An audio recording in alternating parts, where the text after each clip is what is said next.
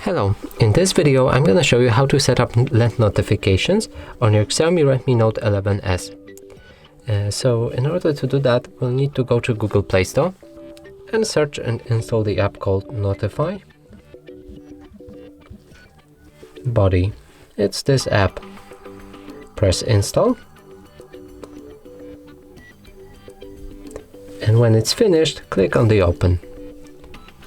Now, you'll need to give the app all of the permissions it asks. So let's just do that.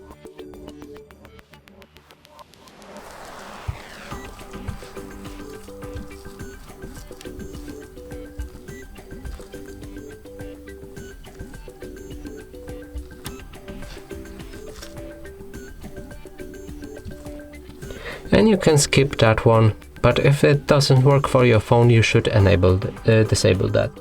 So let's get to the actual app.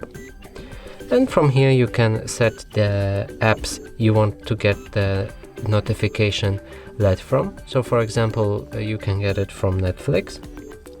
And then if you go to the settings, you can customize this LED by any means. And we're just gonna press on test. And you can see that's how you'll get the notifications on your lock screen when you actually get one.